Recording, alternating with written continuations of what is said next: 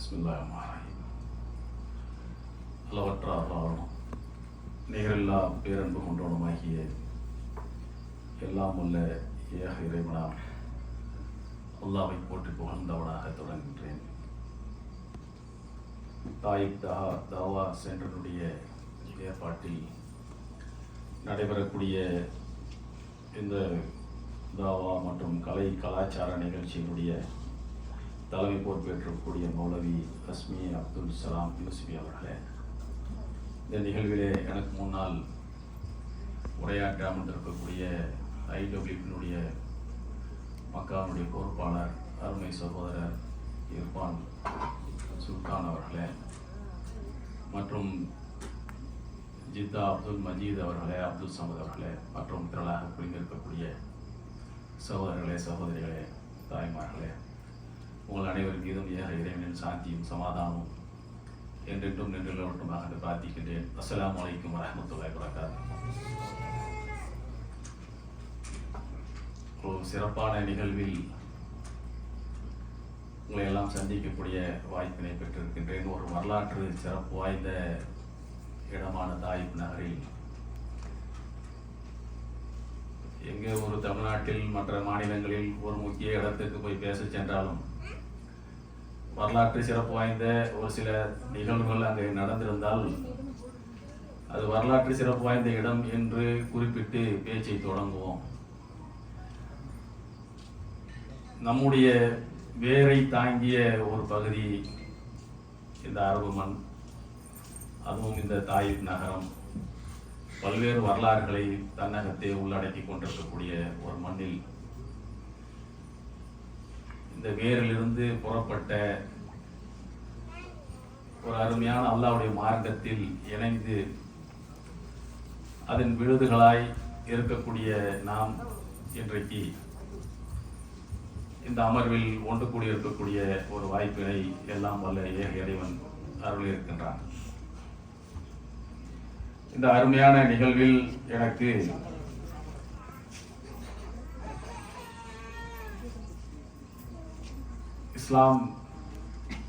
இஸ்லாமும் சமூக பணிகளும் என்கின்ற தலைப்பில் ஒரு சில கருத்துக்களை உங்கள் மத்தியில் கருத்துக்களை சொல்லிக்கொள்ள விரும்புகின்றேன். மிக முக்கியமாக இஸ்லாம் என்று சொன்னாலே நபிகள் நாயகம் ஸல்லல்லாஹு அலைஹி வஸல்லம் அவர்கள் சொன்னது பிறர் நலம் நாடுவதுதான். இஸ்லாத்தினுடைய உயிர் ஏகத்துவம், லா இலாஹ இல்லல்லாஹ் என்பது உயிர் என்று சொன்னால் சமூக பணி, மக்களுக்கு ஆற்றக்கூடிய சேவை என்பது உடலில் இருக்கக்கூடிய உடல்களை போன்றது. உடல் அதாவது உயிரும் உடலுமாக இந்த சமூக பணி என்பது உடலை போன்றது, உடலில் இருக்கக்கூடிய உறுப்புகளை போன்றது. இந்த சமூக பணியை தவிர்த்து விட்டு வெறும் நாம் இறைவனை மட்டும் நாம் ஈமான் கொண்டிருக்கிறோம் என்று சொன்னால் உயிர் இருக்கிறது, ஆனால் அந்த இயக்கம் என்பது இல்லாமல் போய்விடும். நபிகள் நாயகம் ஸல்லல்லாஹு அலைஹி வஸல்லம் அவர்கள் அவருடைய வாழ்நாளில் ஆற்றிய பணிகளை, நமக்கு ஏவிய பணிகளை நாம் கொஞ்சம் உற்று கவனிச்சோம்னு சொன்னா அனைத்துமே மக்களுக்கு ஆற்றிய பணிகளாகவே, மக்களுக்கு செய்த சேவைகளாகவே நாம் கண் முன்னால் நின்று கொண்டிருக்கிறது.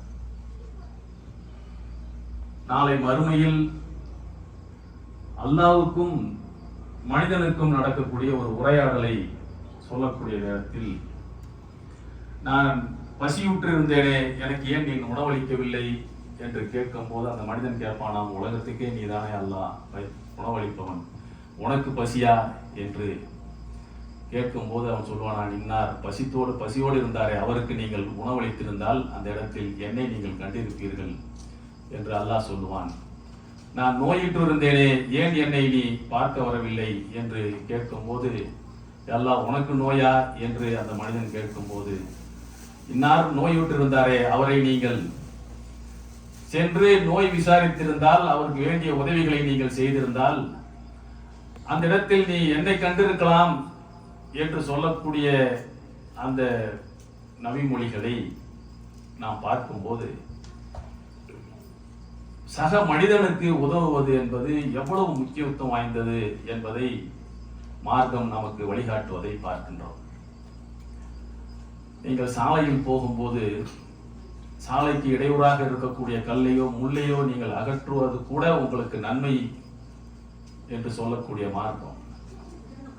எதுவுமே இல்லை என்று சொன்னால் கூட, எதுவும் செய்ய முடியலன்னு சொன்னால் கூட, எதிரில் இருக்கக்கூடிய ஒரு சகோதரனை பார்த்து ஒரு புன்முறுவல் கூர்ப்பது கூட நன்மையை சேர்ந்தது என்று சொல்லக்கூடிய மார்க்கம். அடுத்த வீட்டுக்காரன் பசித்து இருக்க வயிறு முட்டை உண்பவன் முஸ்லிமே அல்ல. தொப்பி வைத்தவன் முஸ்லிமா, தாடி வைத்தவன் முஸ்லிமா என்று இதெல்லாம் நம்மளுடைய அடையாளங்களாக சொல்லப்பட்டாலும், மிக முக்கியமாக அடுத்தவனுடைய பசியை போக்காமல் நீ மட்டும் என்று சுயநலத்தோடு ஒரு மனிதன் வாழ்ந்தால் அவனை இஸ்லாமியன் என்கின்ற அந்த அளவீடுக்குள் கொண்டு வரக்கூட தயங்கக்கூடிய ஒரு மார்க்கம் இந்த மார்க்கம்.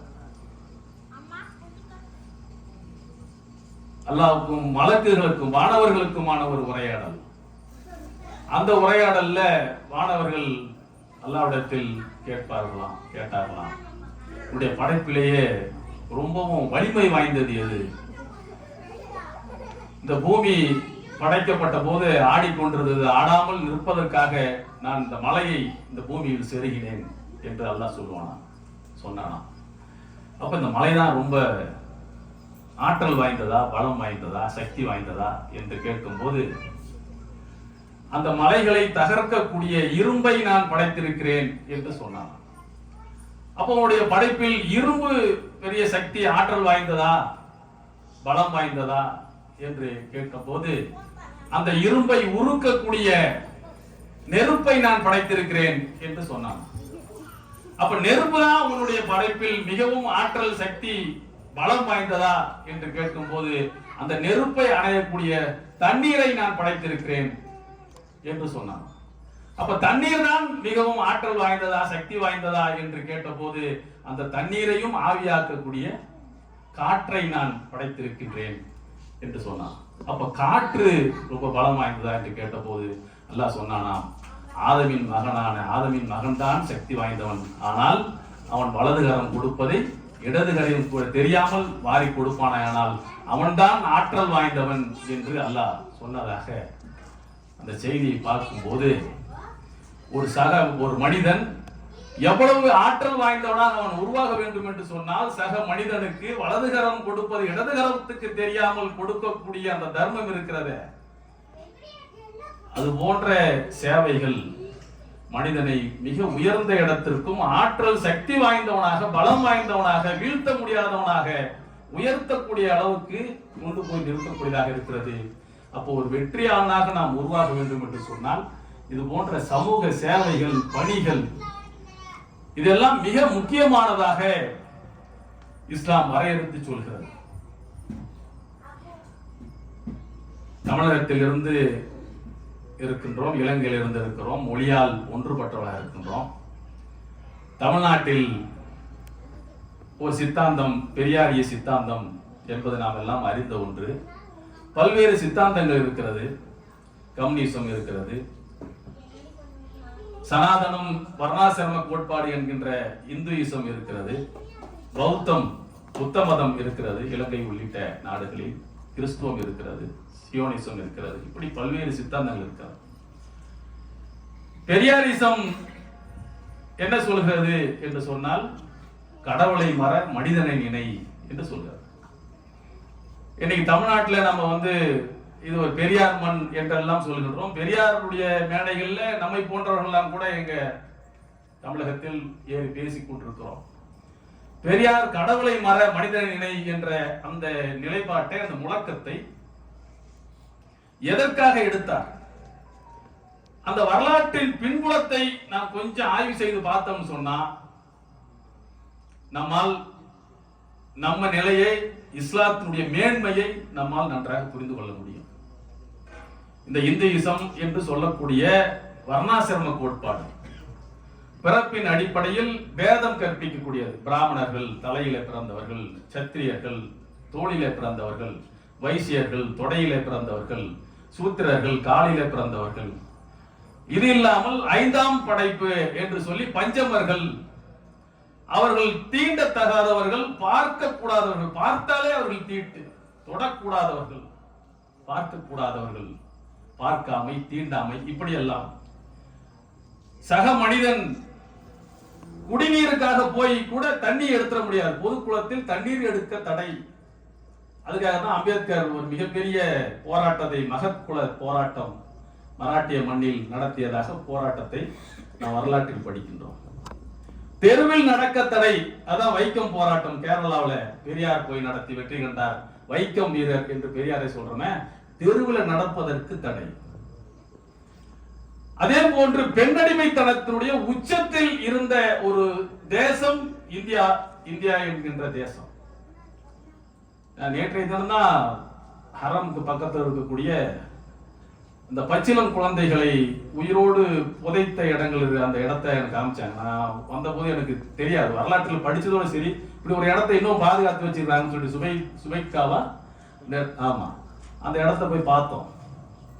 பெண் குழந்தைகள் பிறந்தாலே அப்படியே முகமெல்லாம் கருத்து, அந்த வெறுப்பும் கோபமும், அந்த குழந்தையை சுத்தி இருக்கிறவங்க எல்லாம் பெண் குழந்தையை பெற்று எடுத்ததுக்காக வேண்டிய அந்த குடும்பத்தை வெறுக்கக்கூடிய நிலையெல்லாம் வரும்போது பெற்றோர்கள்லாம் சேர்ந்து போய் அந்த 5 வயது 3 வயது குழந்தைகளை கொண்டு போய் உயிரோடு அந்த கிணறு பள்ளம் போன்ற இடத்துல தள்ளி, மண்ணை தள்ளி கொல்லக்கூடிய அந்த கொடூரங்கள் நடந்த மண்ணில் இந்த மனிதநேய மிக்க மார்க்கத்தை அல்லாஹ் நமக்கு நம்முடைய நபியின் மூலமாக வழங்கி இன்றைக்கு மனிதநேயத்தை உலகத்துக்கே சொல்லக்கூடிய ஒரு வாய்ப்பை அல்லாஹ் நமக்கு வழங்கியிருக்கிறார். அப்படிப்பட்ட ஒரு கொடூரம் இங்கே நடந்தது என்று சொன்னால், இந்திய மண்ணில் பல்வேறு கொடூரங்கள். 3 வயது பெண் குழந்தைக்கும் 5 வயது ஆண் குழந்தைக்கும் குழந்தை திருமணம். அந்த 5 வயது குழந்தை ஒரு 6 வயசுல 7 வயசுல இறந்து போச்சுன்னு சொன்னா, இந்த குழந்தைக்கு மீண்டும் திருமணமே செய்யக்கூடாது, விதவையாகவே வாழணும். விதவை கொடுமை என்றது கொஞ்சம் நஞ்சம் இல்ல, மொட்டை அடித்து விட்டுவிட வேண்டும், மூளையில உட்கார வைக்க வேண்டும், வெளியில வரக்கூடாது. இப்படி எல்லாம் பல கொடுமைகளை, விதவைக்கான அந்த கொடுமை என்பது ஒரு தனிய பட்டியல் போட்டு 1 மணி நேரம் பேச முடியும், அவ்வளவு செய்திகள். பொட்டு கட்டுதல் என்ற பெயரால் குறிப்பிட்ட ஒரு சாதி பெண்களை கொண்டு போய் கோவிலில் விட்டுருவாங்க. தேவதாசி முறை என்று அதுக்கு பெயர். விபச்சாரத்தில் தள்ளி கொடூரமாக அந்த சமூகமே அப்படி அழிந்து கொண்டிருந்தது பொட்டு கட்டுதல் முறையின் மூலமாக. இன்னொரு பக்கம் கணவர் இறந்தால் பெண்ணை அந்த சிதையிலேயே நெருப்பு கொளுத்துமோ நெருப்பிலே அந்த பெண்ணை தள்ளி கொள்ளணும், உடன்கட்டை ஏறுதல் அதுக்கு பேரு. 18 சாதியை சேர்ந்த பெண்கள் மேலாடையை உடுத்தக்கூடாது, மேலாடை உடுத்துவதற்கு தடை வித்து வைத்திருந்த நிலை. தோல் சீலை கழகம்னே மேல உடை போடுவதற்காக ஒரு போராட்டம் நடந்தது என்று வரலாறு பதிவு செய்கிறது. குறிப்பாக கன்னியாகுமரி மாவட்டம், மலப்புரம் போன்ற இடங்களில் நடந்த அந்த போராட்டங்கள். இப்படியெல்லாம் ஒரு மிகப்பெரிய கொடூரங்கள் நடந்த நிலையில தவிச்சவாய்க்கு தண்ணி கொடுக்க கூடாது. உயர் சாதியினர் பொதுக்குளத்தில் தண்ணி எடுத்து குடிச்சிடக்கூடாது, தாழ்ந்த சாதி. இப்படி இருந்த நிலையில இதெல்லாம் ஏன் செய்யறேன்னு கேட்டா, இது எல்லாம் கடவுள் படைப்பே இப்படிதான். இதெல்லாம் கர்ம வினை. கீழ் சாதியில பிறந்துட்டா அவன் இப்படிதான் வாழணும், அவனுக்கு கல்வி கொடுக்க கூடாது, கல்வியை கற்றால் அவன் நாட்டில் சூடு போடு, கல்வி சொல்லிக் கொடுப்பதை அவன் காதில் கேட்டு விட்டாலே அவன் காதில் ஈயத்தை காய்ச்சி ஊத்து என்றெல்லாம் மனு தர்ம சட்டம் எழுதி வைத்து மக்களுக்கு, பெரும்பாலான இந்திய மக்களுக்கு கல்வி கிடைக்காமல் தடுத்து வைத்திருந்த அந்த மண்ணில் இதுக்கெல்லாம் காரணம் கடவுள் தான் இப்படி எல்லாம் படைத்திருக்கின்றான், இப்படித்தான் இருக்கிறது. சதுர்வர்ணம் மயா சிருஷ்டி, 4 வர்ணத்தை நானே படைத்தேன், நான் நினைத்தாலும் அதை மாற்ற முடியாது என்று சொல்லும் போது கடவுளின் பெயரால் இந்த கொடுமைகள் நடக்கிறதா? அப்ப மனுஷனை பத்தி மனிதநேயமே இவர்களுக்கு கிடையாதா? அப்ப கடவுளை மற, மனிதனை நினை என்ற ஒரு கொள்கை முழக்கத்தை பெரியார் முன்வைத்தார். அப்படி முன்வைத்த பெரியார் இஸ்லாத்தை நேசித்தார். ஒரு பக்கம் நீங்க கடவுளை மற என்று, கடவுளை கற்பித்தவன் முட்டாள், கடவுளை வணங்குவன் காட்டு மிராண்டி, இப்படி எல்லாம் பேசிக் கொண்டிருந்த பெரியார் இந்த இன இழிவு இருக்குல்ல, பிறப்பின் அடிப்படையில இந்த இன இழிவை நீக்குவது என்பது பெரிய பிரச்சனை. இது சாதாரண நீக்கவே முடியாது. இதை பத்தி சொல்லும் போது சொல்ல, முற்றிய புற்றுத்தோல் நோய் எது? பிறப்பின் அடிப்படையில் பேதம் கற்பிக்கக்கூடிய இந்த கொடூரமான வேற்றுமை. இந்த வேற்றுமை என்கின்ற இந்த தொழுநோய்க்கு, முற்றிய புற்று தொழுநோய்க்கு ஒரே ஒரு மருந்துதான் இருக்கிறது, அது இஸ்லாம் தான். இஸ்லாத்தை ஏற்றுக்கொண்டால் மட்டுமே இந்த நோய் ஒழியும், இல்லை என்றால் இந்த நோயில் நாற்றம் எடுத்து சாக வேண்டியதான் சொல்லி பெரியார் 29 ஆண்டு காலம் பேசியிருக்கார். அதைதான் ஒரு 3 ஆண்டுகள் 5 ஆண்டுகளுக்கு முன்பாக மரணமடைந்த அப்துல்லா பெரியார் தாசனாக இருந்து இஸ்லாத்தை தழுவிய அப்துல்லா அவர்கள் பெரியார் இஸ்லாத்தை ஏற்றாரா எதிர்த்தாரான்னு ஒரு புத்தகம் வெளியிட்டார். அவரும் நிறைய கூட்டங்களில் பேசினார், நீங்களும் கேட்டிருப்பீர்கள். அப்ப பெரியார் இஸ்லாத்தை கடவுளை மறுக்க வேண்டிய ஒரு நிலைக்கு ஏன் வந்தாருன்னு சொன்னா, இந்த சமூக சேவை, மக்களுக்கு செய்யக்கூடிய சேவைகள், மக்களை மனிதனாக பார்க்கக்கூடிய ஒரு நிலையை கடவுளின் பெயரால் எதிர்த்தான். இந்தியாவில் வர்ணாசிரம கோட்பாடுன்னு அதுக்கு பேர் சொன்னான், சனாதன கோட்பாடு பேர் சொன்னான். அப்பதான் அதை எதிர்ப்பதற்காக கடவுளையே மரணம்.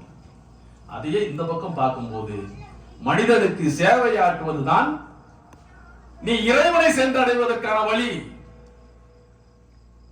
மக்களுக்கு நீ அவன் சிரமத்தில் போய் உதவாமல் நீ 5 நேரம் தொழுது அல்லா அல்லான்னு நீ இங்கே அல்லாவுடைய திருப்தியை பெறுகிறேன் என்று சொன்னால் திருப்தி கிடைக்காது. அநீதி இழைக்கப்பட்டவனுக்கும் நீ உதவ வேண்டும், அநீதி இழைப்பவனுக்கும் நீ உதவ வேண்டும் சொன்னாங்க ரசூலுல்லாஹ்.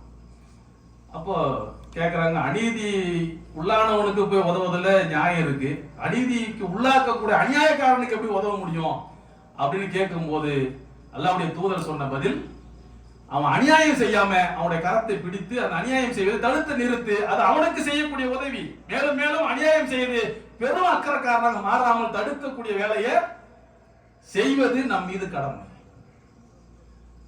அப்ப ஒரு முஸ்லிமினுடைய வாழ்வு என்பது தான், தன்னுடைய குடும்பம், தன்னுடைய சொந்தம், இந்த வட்டத்துக்குள்ள வாழ்ந்து சாகக்கூடிய வாழ்க்கையை இஸ்லாம் ஒரு காலத்திலும் சொல்லவே இல்லை. இது ஒரு விரிவான வாழ்க்கைக்கு, குறுகிய வாழ்க்கைக்கு இஸ்லாம் வழிகாட்டவே இல்லை. இது ஒரு குறுகிய வாழ்க்கை, தன்னுடைய வாழ்க்கை, தான் மட்டும்தான், தனக்கான நன்மை, தன்னுடைய வாரிசுகளுக்கான நன்மை, இப்படி வாழ்வது என்பது இது ஒரு குறுகிய வாழ்வு. பிறப்பிலிருந்து இறப்போட முடிஞ்சு போயிடுச்சு. யார் ஒரு பரந்த வாழ்க்கையை விரும்புகிறார்களோ, நாளைக்கு மறுமையில ஒரு மிகப்பெரிய வெற்றி வேண்டும் என்று விரும்புகிறார்களோ, உலகத்தில் அவருடைய தொடர்ச்சியை விரும்புகிறார்களோ, அவர்கள் வாழ வேண்டிய வாழ்க்கை என்பது சமூக சேவையின் மூலமாகத்தான் அந்த வாழ்க்கையை அவர்களால் நிறைவு செய்ய முடியும். இல்லைன்னா ஒரு சின்ன வாழ்க்கை தான் நமக்கு கிடைக்கும். ஏதோ பிறந்தோம், வாழ்ந்தோம், வயது வந்தது, சம்பாதிச்சோம், சாப்பிட்டோம், முடிஞ்சு போச்சு. ஆனால் நம்முடைய மரணத்துக்கு பிறகும் நம்முடைய வாழ்க்கை தொடர வேண்டும், நமக்கான நன்மைகள் நம்ம சேரணும்னு சொன்னா இஸ்லாம் நமக்கு சொல்லி தரக்கூடியது சரக்கத்துல் ஜாரியா, நிரந்தர நன்மை வரக்கூடிய படிகளை நாம் செய்யணும். அதுதான் சமுதாய சேவைகள். கல்விக்காக செய்ய வேண்டும், தர்மத்துக்காக நிரந்தரமாக தர்மம் செய்யக்கூடிய பணிகளை செய்ய வேண்டும், மார்க்க அறிவை, மற்ற கல்வியை மக்களுக்கு கொண்டு சேர்க்கக்கூடிய அறிஞர்களை உருவாக்குவது போன்ற படிகள். இப்படியாக சேவைகள் மூலமாக நாம் மரணித்த பிறகு நம்முடைய வாழ்க்கை நீளுது பாருங்க. அதுதான் இஸ்லாம் நமக்கு சொல்லி தரக்கூடிய வாழ்க்கை. இந்த படிகள் மூலமாக நாம் அடையக்கூடிய நன்மைகள் கொஞ்சம் நெஞ்சம் இல்ல, நாங்க யதார்த்தத்துல பார்த்துட்டு இருக்கோம். ஒரு இயக்கவாதியாக சமுதாயத்துக்கு பணியாற்றுவதற்காக ஒரு 30 ஆண்டு காலம் தமுமுக, தமிழ்நாடு முஸ்லிம் முன்னேற்ற கழகம், இப்ப 2009 இருந்து மனிதநேய மக்கள் கட்சி, வெளிநாட்டு பிரிவாக இருக்கக்கூடிய இந்தியன் வெல்ஃபேர் ஃபாரம் IWF, இந்த அமைப்புகள் மூலமாக ஆற்றக்கூடிய சேவைகள், ஒன்று மறுமையில் அல்லாஹ் நமக்கு நன்மைகளை வாரி தர வேண்டும். இந்த பணிகள் மூலமாக, இந்த சேவைகள் மூலமாக கஷ்டப்படக்கூடிய, சிரமப்படக்கூடிய சிரமத்தை நீக்குவது, சிரமத்தை நீக்குவது எவ்வளவு பெரிய நன்மை. பசியோடு இருப்பவனுடைய பசியை போக்குவது, அநீதிக்கு உள்ளாக்கப்படக்கூடியவன், பொய் வழக்குல சிறையில் இருக்கக்கூடியவன், இப்படி பல்வேறு தாக்குதல்களுக்கு எதிரிகளால் உள்ளாக்கக்கூடியவன், அரச பயங்கரவாதத்தால் பாதிக்கப்படக்கூடியவன், இப்படி எல்லாம் இருக்கக்கூடிய மக்களுக்கு நம்மால் ஆன உதவி ஏதாவது ஒரு வகையில் நாங்கள் இருக்கிறோம், நீங்க கவலைப்படாதீங்க அப்படின்னு ஒரு 4 பேர் போய் நிற்கும் போது அவன் மனது சந்தோஷப்படும் பாருங்க. அந்த மகிழ்ச்சியில் அல்லாஹ்வுடைய மகிழ்ச்சி சேரும். அது ஒரு சாதாரண பணியே இல்லை. அப்ப அல்லாஹ்வுடைய வெற்றி இந்த சமூக பணியில் இருக்கிறது. அது மட்டும் இல்லை சகோதரர்களே, சகோதரிகளே, மிக முக்கியமாக நம்முடைய எதிரிகள் இந்தியாவானாலும் சரி, இலங்கையானாலும் சரி, வேறு வேறு நாடுகளானாலும் சரி, நம்முடைய எதிரிகள் நினைப்பது முஸ்லிம்கள் தனிமைப்படுத்தப்பட வேண்டும் என்று நினைக்கிறார்கள். யாரோடும் அவர்கள் கலந்து வாழ்ந்துவிடக் கூடாது என்று நினைக்கக்கூடிய ஒரு நிலையும், ஒரு சகோதரத்துவம் நிலவக்கூடாது, அவர்கள் தனிமைப்படுத்தப்பட வேண்டும், அவர்கள் ஒடுக்கப்பட வேண்டும் என்பதற்காக பல்வேறு சதிகள் குறிப்பாக நம்முடைய தேசத்தில் தொடர்ந்து நடந்துகிட்டே இருக்கு. ஏதாவது ஒரு வகையில் எத்தனை வகையான ஜிஹாத் சொல்றாங்க தெரியுமா? நமக்கெல்லாம் அந்த ஜிஹாத் தெரியாது. கொரோனா ஜிஹாதுன்னு ஒரு பேர் வச்சான். என்னடா கொரோனா ஜிஹாதுன்னு சொன்னா, டெல்லியில நடந்த மாநாட்டில் தப்லீக் ஜமாத்து கொரோனாவை பரப்புவதற்காக அங்க கிளாஸ் எடுத்து கொரோனாவோட தமிழ்நாட்டுக்கு வந்து கொரோனாவை பரப்பிக்கிட்டு இருக்காங்கன்னு சொல்லி தப்லீக் ஜமாத்துக்காரங்களாம் பிடிச்சி சிறையில் போட்டாங்க. எங்களை போன்ற இயக்கத்துக்காரங்களை போட்டா கூட சரி, ஏதாவது மாதிரி பேசிட்டாவது இருக்கும். தப்லீக் ஜமாத்துக்காரங்க எதுவும் அது பற்றி பேசவே மாட்டாங்க, தொழுகை பற்றி பேசுவாங்க. வேற எதையும் பேசாத அந்த மக்களை பிடித்து சிறையில போட்டு, இன்னும் வெளிநாடுகளில் இருந்து தாவா பணிக்காக வந்தவர்கள் சிறையிலேயே உயிர் நீத்த சம்பவங்கள்லாம் இருக்கு. அதுக்கு பேர் கொரோனா ஜிஹாதுன்னு பேர் வச்சான். அரசு அந்த நேரத்தில் அரசு துறையின் சேர்ந்த செயலாளரே பேசினாங்க. பிள்ளைகள் படிக்க தொடங்கினாங்க. உத்தரப்பிரதேசம் போன்ற மாநிலங்கள்ல முஸ்லிம் பிள்ளைகள் படித்து யூபிஎஸ்சி எக்ஸாம் சொல்லக்கூடிய ஐஏஎஸ் ஐபிஎஸ் அதிகாரிகளாக வரக்கூடிய வாய்ப்பை பெற்றார்கள். ஒரு 846 பேர் வெற்றி பெற்றார்கள். அதுல ஒரு 42 பிள்ளைகள் முஸ்லிம் பிள்ளைகள் என்ற காரணத்தால் முஸ்லிம்கள் படித்த அந்த முக்கியமான இடங்களுக்கு வர அது தடுக்கிறது என்பதற்காக வேண்டி அதுக்கு பேர் வைக்கிறான் யூபிஎஸ்சி ஜிஹாதுன்னு பேர் வைக்கிறான். இதை தினசரி ஒரு ஊடகத்தின் வழியாக ஒரு தொடர் வெளியிட்டு இது பெரிய சர்ச்சையாகி உச்சநீதிமன்றத்துக்கு போய் அந்த தொடரை நிறுத்த வேண்டிய ஒரு நிலைமைக்கு வந்துச்சு. இப்படி ஒரு வெறுப்பு பிரச்சாரம். அப்புறம் லவ் ஜிஹாத், அது உங்களுக்கு தெரியும். லேண்ட் ஜிஹாதுன்னு ஒரு ஜிஹாத். என்னடா அது லேண்ட் ஜிஹாதுன்னு பார்த்தா, அஸ்ஸாம்ல வங்காளதேசத்தை சேர்ந்தவர்கள் வந்து நிலம் வாங்கி லேண்ட் ஜிஹாது பண்றாங்க, நிலங்களை இந்திய நிலங்களை பறிக்கிறார்கள் அப்படின்னு ஒரு. இப்படி எல்லாம் வெறுப்பை எப்படி எல்லாம் பரப்ப முடியுமோ அப்படி பரப்பிக்கிட்டு இருக்காங்க. இப்ப விநாயகர் சதுர்த்தி ஊர்வலம் முடிஞ்சிச்சு. இந்தியா முழுக்க முஸ்லீம்கள் வாழக்கூடிய பகுதிகளில் போய் முஸ்லீம்களுக்கு எதிராக கோஷம் போட்டு பிரச்சனைகளை உண்டாக்கி இப்படியாக ஒரு சமூக பதட்டத்தை உண்டாக்குவதன் மூலமாக முஸ்லீம்களை தனிமைப்படுத்தக்கூடிய ஒரு வேலைகள் உலகம் முழுவதும் நடந்து கொண்டிருக்கிறது. நான் இங்க சொல்றேன்னு சொல்லி எப்படி இருக்கும், இலங்கையில வேற மாதிரியா இருந்துச்சு, வேற வேற மாநில நாடுகள்ல வேற வேற மாதிரியாக இருக்கலாம். இதை தகர்ப்பதற்கான வழிகள்ல மிக முக்கியமான ஒரு ஆயுதம் எது என்று சொன்னால் இந்த சமூக பணிகள், மக்களுக்கு ஆற்றக்கூடிய சேவைகள். இன்றைக்கு தமிழ்நாடு முஸ்லிம் முன்னேற்ற கழகத்தின் மூலமாக தமிழகத்தில் உரிமை போராட்டத்தை முன்னெடுத்து 95 இருந்து போராடி இந்த மக்களுக்கான ரிசர்வேஷன் கல்வி வேலை வாய்ப்புல பெற்றுக் கொடுத்து இருக்கிறோம். ஒரு பக்கம் உரிமை போராட்டங்களை நடத்தி கொண்டிருக்கிறோம். இதெல்லாம் ஒரு பக்கம் நடந்தால் கூட மிக முக்கியமாக ஒன்றை கையில் எடுத்தோம். அது இந்த சேவை பணிகள். மார்க்கம் இதை வலியுறுத்துகிறது. சக மனிதனுக்கு உதவி செய்வதில் தான் உனக்கு வெற்றி இருக்கிறது என்பதை சொல்கிறது. எனவே இந்த பணிகளை கையில் எடுக்க வேண்டும் என்பதற்காக வேண்டி இரத்த தான முகாம்களை ஊக்கப்படுத்தினோம், மருத்துவ சேவைகளை ஊக்கப்படுத்தினோம். இன்றைக்கு 210 ஆம்புலன்ஸ்கள் தமிழ்நாடு முழுக்க பல்வேறு பகுதிகளில் சேவையாற்றி கொண்டிருக்கிறது. அதே போன்று கொரோனா காலகட்டத்திலும் சரி, அதுக்கு முன்பாக 2004 சுனாமி மிகப்பெரிய பாதிப்பை உண்டாக்கிய காலகட்டத்திலும் எல்லா மக்களுக்குமாக, முஸ்லிம்களுக்கு என்பதற்காக அல்ல, முஸ்லிம் அல்லாத எல்லா மக்களுக்குமாக, பாதிக்கப்பட்ட மக்களுக்காக நிவாரண பணிகளுக்காக போய் நின்றோம், மீட்பு பணிகளில் நின்றோம். கடல் ஓரத்தில் வாழ்ந்த அந்த மீனவ மக்கள் பெரும்பாலும் முஸ்லிம் அல்லாத சகோதரர்கள், கிறிஸ்துவர்கள், இந்துக்கள், அவர்கள் பாதிக்கப்பட்ட போது அவர்களை அழைத்து வந்து அவர்களுக்கு தங்கக்கூடிய இடங்களாக பள்ளிவாசல்களை பயன்படுத்தினோம். அவர்களுக்கு உணவு கொடுத்தோம், உடை கொடுத்தோம், தங்க வைத்தோம், மருத்துவம் பார்த்தோம். அந்த மக்கள், இந்த முஸ்லிம் மக்களோடு ஒரு சகோதர வாஞ்சியோடு பழகக்கூடிய ஒரு சூழலை உருவாக்கினோம். எதிரிகளாக நினைத்துக் கொண்டிருந்தவர்கள் சகோதர வாஞ்சை ஏற்பட்டது. கொரோனா காலகட்டம், சொந்த உறவுகள் மரணித்த நிலையில் அந்த உடல்களை எடுத்து அடக்கம் செய்வதற்கு கூட அஞ்சி நடுங்கி என்னென்னவோ நடந்து கொண்டிருந்தது. ஒவ்வொரு ஊருக்கும் ஒரு மாதிரி ஜேசிபி இயந்திரம் தான் அப்படியே உடலை பேர்த்து கொண்டு வந்து பள்ளம் தோண்டி அந்த தள்ளி விட்டு போயிடும். அதை உடலை கையை தொட்டு கூட எடுக்க மாட்டாங்க. அப்படிப்பட்ட ஒரு நேரத்தில் அல்லாஹ் இருக்கான். தொற்று நோயும் அல்லாஹ் நாடினால் தான் பரவும். அதுக்காக வேண்டி என்னெல்லாம் செய்யலாம்ல, அதுக்கான பாதுகாப்பு உடைகளோடு முஸ்லிம்கள் என்று பார்க்காமல், முஸ்லிம்கள் மட்டும் என்று பார்க்காமல், முஸ்லிம் அல்லாத சகோதரர்களுடைய உடல்களையும் அவர்கள் அஞ்சி நடுங்கி உறவுகளே, தாய் இறப்பால் மகன் ஒதுங்கி நின்று வேடிக்கை பார்த்துட்டு இருப்பான், என்ன செய்யறதுன்னு தெரியாது கையில் நிலையில உறவினர்கள் யாரும் வரும் மறுப்பாங்க.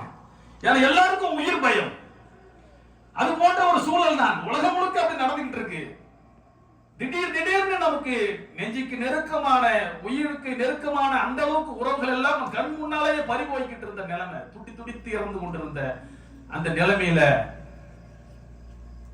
அவர்களுக்கு அந்த உடல்களை அடக்கம் செய்வதற்கு ஆள் இல்லாத நிலையில் தமிழ்நாடு முஸ்லிம் இடத்தினுடைய தோழர்கள், சகோதரர்கள் அல்லாஹ்வுடைய பாதுகாப்போடு அந்த கவச உடைகளை அடித்துக் கொண்டு அந்த உடல்களை எடுத்து அடக்கம் செய்தார்கள். உடல்களை அப்படியே கொண்டு போய் பொத்துன்னு பள்ளத்துல போட்ட நிலையை தவிர்க்கணுன்றதுக்காக வேண்டி ஒரு நீண்ட ஆடையை, நீண்ட துணியை வைத்து ஜனாசாவை 3 பக்கமும் கட்டி அதை அப்படி பொறுமையாக அந்த உடல்களை கண்ணியத்தோடு உடல் கொண்டு போய் அந்த குழிகளில் இறக்கிய நிலைகள் எல்லாம் எடுத்தோம். அப்போ தமிழ்நாடு முழுக்க இந்த இது பேசப்பட்டது. இன்றைக்கு தமிழ்நாட்டுடைய முதலமைச்சராக பார்ப்போம், முதல் அலை வீசிய நேரம் நம்முடைய 25வது ஆண்டு விழாவை ஆன்லைன்ல இணைய வழியில கொண்டாடுறோம். அதுல கலந்து கொண்ட மு.க. ஸ்டாலின் நம்முடைய முதலமைச்சர் அவர்கள் சொன்னார், கொரோனாவால் இறந்த உடல்களை சாதி மதம் பாராமல் அந்த உடல்களை எடுத்து அந்தந்த மத வழக்க பிரகாரம் அவர்கள் அடக்கம் செய்வதற்கு உதவி புரிந்த தமுமுகவுடைய இந்த பணிகள் இருக்கிறது மனித நேயத்தின் உச்சம். இந்த பணிகளுக்காக நான் தமுமுகவினர்களுக்கு சல்யூட் செய்கிறேன் என்று முதலமைச்சர் சொன்ன அந்த வாசகம் இருக்கிறது. அது இன்றைக்கு தமிழ்நாடு முழுக்க முஸ்லிம்களின், தமுமுக என்பது கிராமங்களுக்கு போனோம்னு சொன்னா பாய் வண்டின்னு சொல்லுவான், முஸ்லீம் வண்டி வந்து போகுது, முஸ்லீம்கள் ஆம்புலன்ஸ் அப்படின்னு சொல்லுவான், ஆம்புலன்ஸ் தமுமுக வண்டி கூட 2வது தான் சொல்லுவாங்க. அப்ப இந்த தமுமுக என்கிற தமிழ்நாடு முஸ்லிம் முன்னேற்ற கழகம் என்கிற ஒரு இயக்கத்தின் ரீதியாக செய்யக்கூடிய சமூக பணிகள் என்பது முஸ்லிம் அல்லாத சகோதரர்களுக்கு ஒரு பக்கம் நமக்கு எதிராக வெறுப்பை விதைக்கக்கூடியவர்களுக்கு மத்தியில நாம் இந்த இணக்கத்தை, அன்பை சேவையின் மூலமாக கொண்டு போய் சேர்க்கிறோம். மழை வெள்ளம் 2015 சென்னையை அப்படியே மூழ்கடித்தது.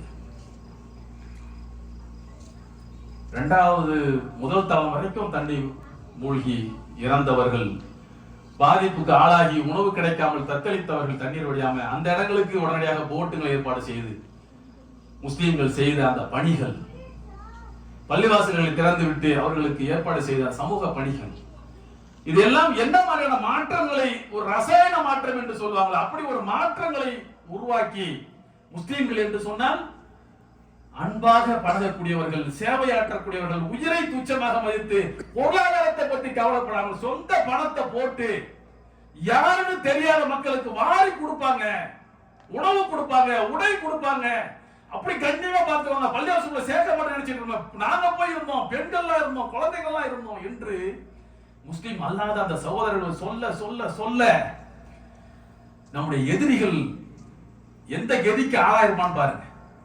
இவங்களை பிரிச்சு முஸ்லீம்களை அப்படியே கொடூரமானமா, தீவிரவாதியா, பயங்கரவாதியா காட்டிக்கிட்டு இருந்தவங்க மத்தியில ஒரு மனிதநேயத்திற்குடைய உச்சமாக இந்த மக்கள் வாழ்கிறார்களே, எங்க இருந்து இதெல்லாம் அவங்க கத்துக்கிட்டாங்க? எப்படி வாழ முடியுது? மத்தவங்க ஒரு 10 ரூபாய் கிடைச்சா அதை எடுத்து அப்படியே அடக்கமா கொண்டு போய் பேங்க்ல போட்டு சேகரிச்சு எந்த சொத்து வாங்கலாம், எவ்வளவு நகை வாங்கலாம், எவ்வளவு பங்களா வாங்கலாம், என்ன வாங்கலாம், இப்படி நினைச்சிட்டு இருக்கும் போது பணத்தை பற்றி கவலைப்படாம இந்த மக்களால் எப்படி வாரி கொடுக்க முடியுது இப்படின்னு இஸ்லாத்தை ஆய்வு செய்யக்கூடிய சகோதரர்கள் எத்தனை பேர்?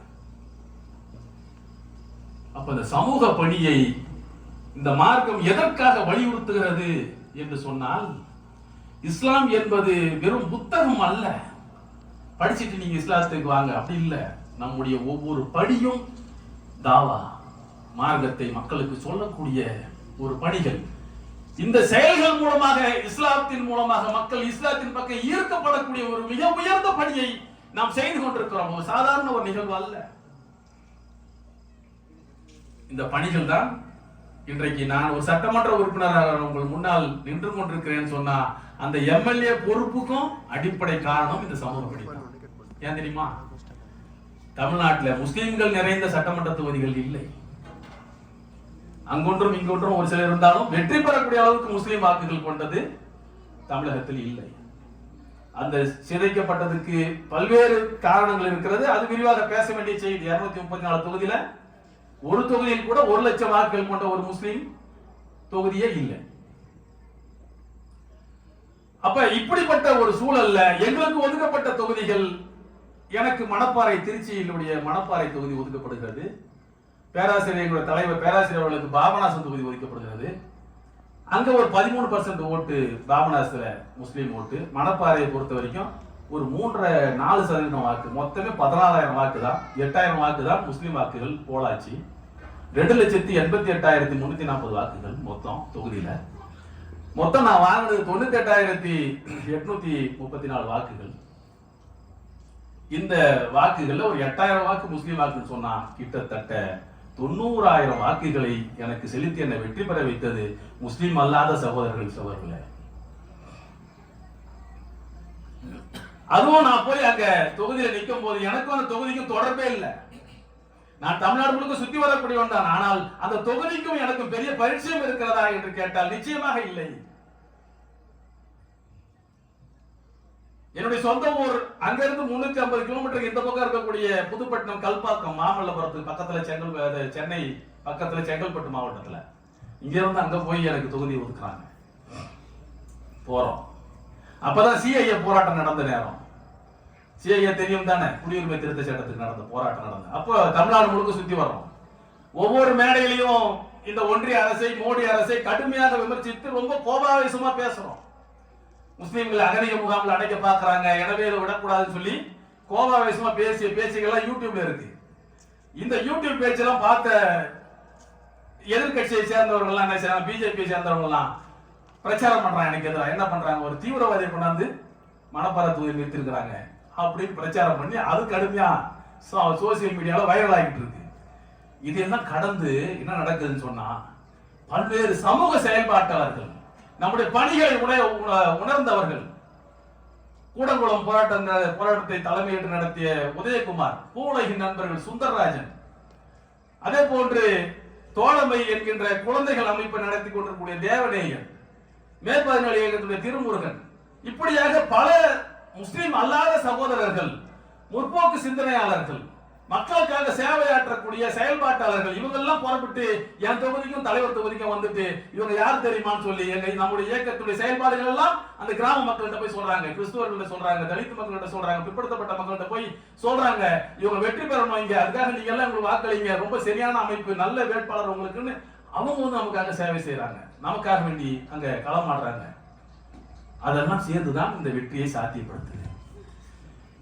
எந்தெந்த மாற்றங்கள் ஒரு சமூகத்தில் உருவாக வேண்டும், நம்மளை தனிமைப்படுத்தி நீங்கள் அதிகாரமற்றவர்களாக, ஒரு அடிமைகளாக, அடித்தாலும் கேட்க நாதியற்றவர்களாக இந்த நாட்டில் நீங்க வாழ வேண்டும் என்று நினைக்கக்கூடிய ஒரு கூட்டத்துக்கு மத்தியில் உங்களை கண்ணியப்படுத்த வேண்டும், நீங்கள் முக்கியமானவர்கள், நீங்கள் நேர்மையாளர்கள், நீங்க சேவை செய்யக்கூடியவர்கள், நீங்கள் இந்த மனித சமூகத்திற்கு தேவை என்று உணர்த்தக்கூடிய வேலையே முஸ்லிம் அல்லாத சகோதரர்கள் நமக்காக வந்து செய்யறாங்கன்னு சொன்னா அதுக்கு அடிப்படை காரணம் இஸ்லாம் சொல்லிக் கொடுத்த மனிதனை நேசிக்கக்கூடிய இந்த சமூக சேவைகள் தான் என்பதை நாம் புரிந்து கொள்ள வேண்டும். இவ்வளவுதான். அப்ப இந்த சேவை படிகள் மூலமாகத்தான் மறுமையிலும் நாம் வெற்றி பெற முடியும், உலகத்திலும் ஒரு நல்லிணக்க, தோழமை, நட்பு, அன்பு மக்களுக்கு மத்தியில் உருவாகும் என்பதை நாம் புரிந்து கொள்ள வேண்டும். நபிகள் நாயகம் ஸல்லல்லாஹு அலைஹி வஸல்லம் அவர்கள் சஹாபாக்களை பார்த்து கேட்டார், நீங்கள் உங்களுடைய சொத்தை விரும்புவீங்களா, உங்களுடைய வாரிசுகளின் சொத்துக்களை விரும்புவீர்களா என்று கேட்டார். அப்ப சஹாபாக்கள் சொன்னாங்களாம், நாங்க எங்க சொத்தை தான் விரும்புவோம், நாங்க எப்படி எங்களுடைய வாரிசுகளின் சொத்தை விரும்புவோம் அப்படின்னு சொன்னாங்க. அப்ப நபிகள் நாயகம் ஸல்லல்லாஹு அலைஹி வஸல்லம் சொன்னாங்களாம், உங்களுடைய சொத்து எது தெரியுமா, இதெல்லாம் எடுத்து மக்களுக்காக செலவழித்தீர்களோ, அல்லாஹ்வுடைய வழியில மக்களுக்காக சேவையாற்றினீர்களோ, அந்த செலவழித்ததெல்லாம் உங்களுடைய அக்கௌண்ட்ல இருக்கு, அதெல்லாம் உங்க சொத்து. எதையெல்லாம் பேங்க் பேலன்ஸ் ஆகவும் மற்ற சொத்துக்களாகவும் இருக்கிறதோ உலகத்தில் அதெல்லாம் உங்க சொத்து இல்ல, அதெல்லாம் உங்களுடைய வாரிசுகளின் சொத்துக்கள் என்று நபிகள் நாயகம் ஸல்லல்லாஹு அலைஹி வஸல்லம் சொன்னதாக நாம் பார்க்கிறோம். அப்ப இஸ்லாம் ஒவ்வொரு இடத்திலேயுமே எது உண்மையான வாழ்க்கை, எந்த வாழ்க்கையை நீங்கள் மேற்கொள்ள வேண்டும், உலகம் உங்களுக்கு எதுவாக கொடுக்கப்பட்டிருக்கிறது, எதை நீங்கள் கையில் எடுத்துக்கொண்டு ஓட வேண்டும், எதை தவிர்க்க வேண்டும் என்று பார்க்கும்போது சக மனிதன் சிரமத்தில் இருக்கும் போது, பிரச்சனையில் இருக்கும் போது வாய் மூடி கைகட்டி வேடிக்கை பார்ப்பதை ஒரு காலத்திலும் இஸ்லாம் அனுமதிக்கவில்லை. ஃபர்லு கிஃபாயான்னு ஒரு கடமை இருக்கு நமக்கு. எப்ப சொல்லுவோம் அதை? எப்ப சொல்லுவோம்? ஜனாசா தொழுவும் போது அந்த கடமைக்கு பேரும் மையத்தை அடக்கம் செய்யக்கூடிய வேலைக்கு ஃபர்லு கிஃபாயா. இந்த சமூக பணிகள் எதெல்லாம் தேவை, எது முதலில், எது இப்ப தேவை, இதெல்லாம் பார்த்து சமூகத்துக்கு சேவையானதை செய்யும் போது அந்த பணிகள் எல்லாம், அவசர பணிகள் எல்லாம் ஃபர்லு கிஃபாயா. இந்த சமூகத்துக்கு மருத்துவர்கள் தேவை, டாக்டர்கள் தேவை, அதுவும் பெண் மருத்துவர்கள் தேவை. பெண்களுக்கு மருத்துவம் பார்ப்பதற்கு டாக்டர்கள் தேவை என்கின்ற ஒரு நிலை நம்முடைய ஊர்ல இருக்கும் என்று வைத்துக் கொள்ளுங்கள். அதை பற்றி எந்த கவலையும் இல்லாமல் நான் உண்டு, என்னுடைய வேலை உண்டு என்று ஒருவன் வாழ்ந்தால் நீங்கள் பாவத்தை சுமக்கிறீர்கள் என்று இஸ்லாம் நமக்கு சொல்கிறது.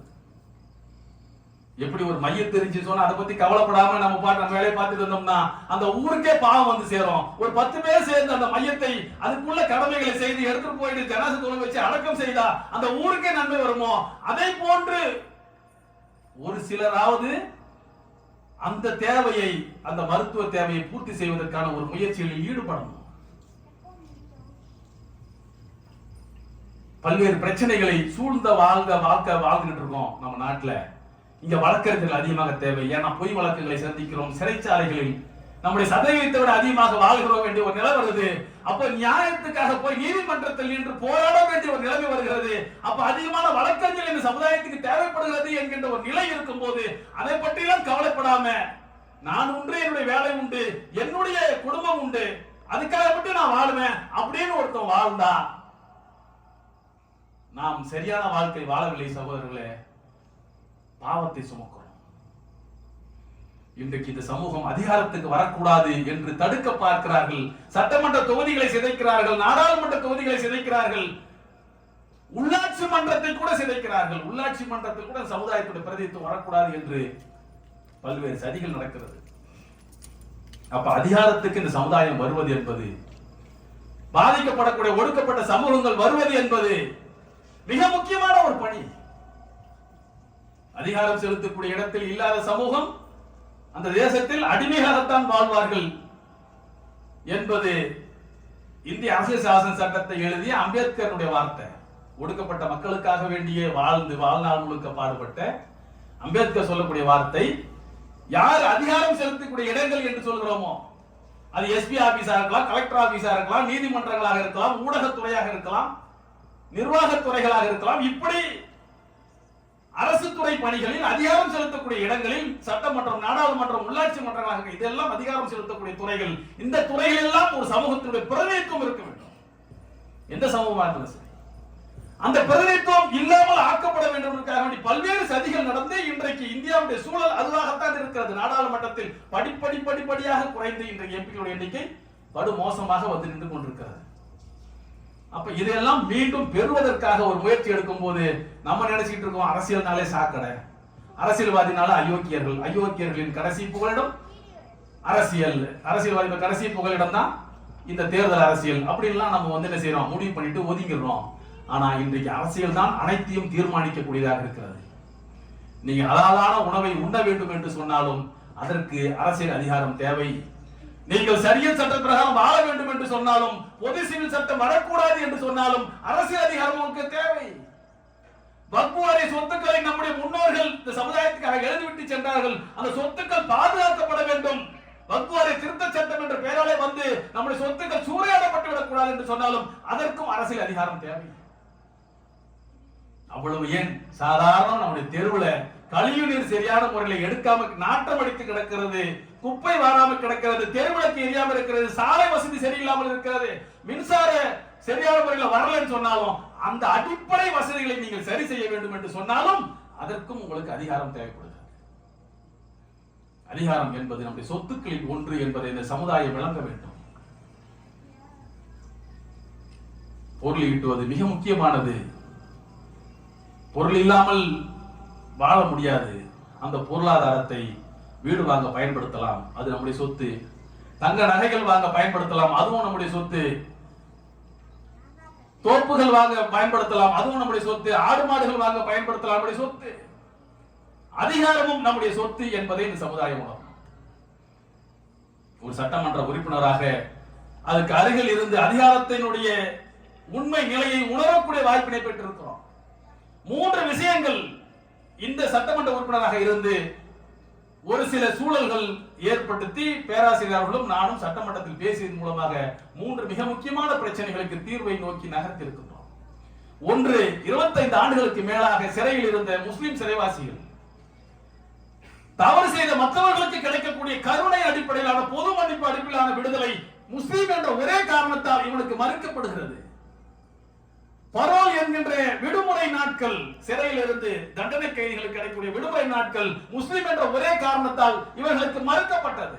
பரோல் கிடைத்தால் கூட வழிகாவல் என்று சொல்லக்கூடிய காவல் பாதுகாப்போடு வந்து வீட்டை சுத்தி போலீஸ்காரன் நின்று இருக்கக்கூடிய ஒரு நிலைமை, மற்றவர்களுக்கு அது தேவையில்லை என்கின்ற ஒரு நிலை இருக்கும் போது இந்த பாராபட்சம் களையப்பட வேண்டும். 80 வயதை தாண்டியவர்களுக்கு விடுதலை செய்யப்பட வேண்டும், அவர்கள் சிறையில் இருக்கக்கூடாது என்று பொது விதி இருக்கிறது. 80 வயதை தாண்டினாலும் சிறையில் இருக்கக்கூடிய முஸ்லிம் சிறைவாசிகள் இதையெல்லாம் உணர்வுபூர்வமாக உண்மைகளை எடுத்து சொல்லக்கூடிய ஒரு நிலையில் சட்டமன்ற உறுப்பினர்களாக இருந்த நாங்கள் எங்களுக்கு கிடைத்த வாய்ப்பை பயன்படுத்தினோம். இன்றைக்கு அல்லாஹ்வுடைய பெருங்கிருபையால் தமிழகத்தில் இருக்கக்கூடிய இந்த அரசு நல்லபடியாக 13 பேரை விடுதலை செய்திருக்கிறது. மற்றவர்கள் அனைவரும் இன்றைக்கு பரோல்ல வெளியில தான் இருக்காங்க. சிறையில யாருமே அந்த 25 ஆண்டுகளை கடந்தவர்கள் யாரும் இல்லை. இதை சாதிக்க முடிந்தது அரசினுடைய அதிகாரத்துக்கு நெருக்கமாக ஒரு சட்டமன்ற உறுப்பினர்களாக நாங்கள் இருக்கும்போது அதை சாதிக்க முடிந்தது. பள்ளிவாசல் கட்டுவதற்காக வேண்டிய ஒரு அனுமதி கேட்டு கடிதங்கள் கொடுக்க வேண்டும் மாவட்ட ஆட்சியரிடத்துல.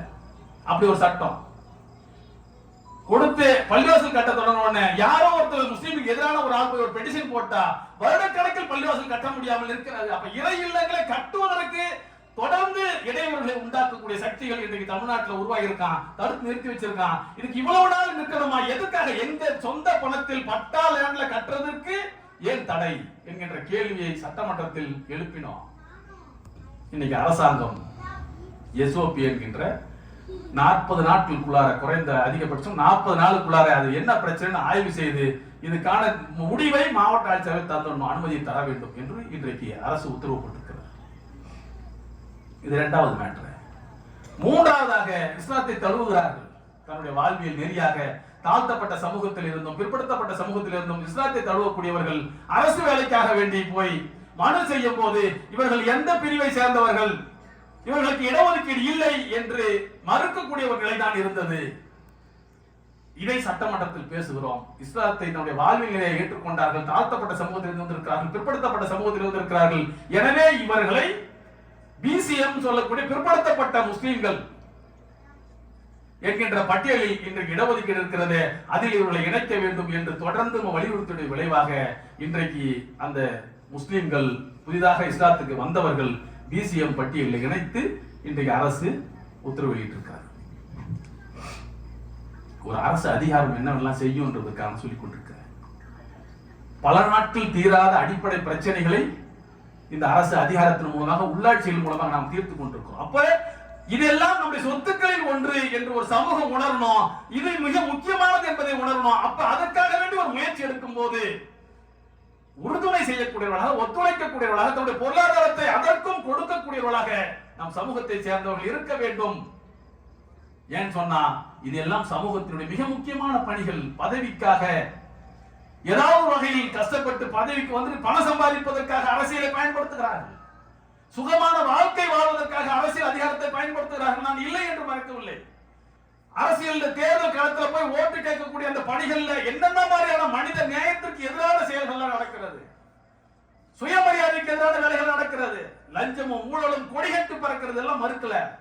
ஆனாலும் அங்கேதான் உங்களுடைய உரிமை பாதுகாப்புக்கான அரணம் இருக்கிறது, இல்லை என்றால் உங்களுடைய உரிமையை பறிக்கக்கூடிய ஆயுதமும் அங்கதான் இருக்கிறது என்பதும் உண்மை என்பதை நம்மால் மறுத்துவிட முடியாது. அப்போ ஒரு அரசியல் அதிகாரம் என்பது மிக முக்கியமானது என்பதை இந்த சமூகம் உணரணும்.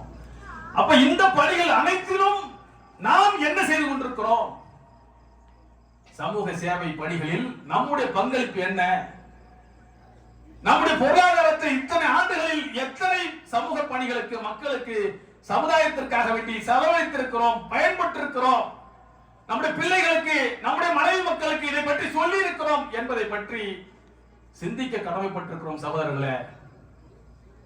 எனவே அப்படிப்பட்ட ஒரு சிறப்பான, அல்லாஹ் நேசிக்கக்கூடிய சமூக பணிகளை செய்து உலகத்திலும் ஒரு கண்ணியமான வாழ்க்கை வாழ்வதற்கும், நாளை மறுமையில் அல்லாஹ்வுடைய நேசத்துக்குரியவர்களாக, அல்லாஹ்வுடைய திருப்தியை பெற்றவர்களாக வாழ்ந்து அதற்கான நன்மைகளை பெற்று உயர்ந்த சொர்க்கமான ஜன்னத்துல் ஃபிர்தௌஸில் பிரவேசிக்கக்கூடியவர்களாக உங்களையும் என்னையும் அல்லாஹ் ஆக்கி அருள் புரிவானாக என்று பிரார்த்தித்து, அது போன்ற செயல்பாடுகளை செய்யக்கூடியவர்களாக உங்களையும் என்னையும் எல்லாம் வல்ல ஏக இறைவன் செயல்பட அருள் புரிவானாக என்று கேட்டு இந்த நல்ல வாய்ப்பினை வழங்கியமைக்காக நன்றி தெரிவித்து நிறைவு செய்கிறேன். வாய்ஹதவான அனில் ரபில் ஆலமீன். அஸ்ஸலாமு அலைக்கும் வரஹ்மத்துல்லாஹி வபரகாத்துஹு.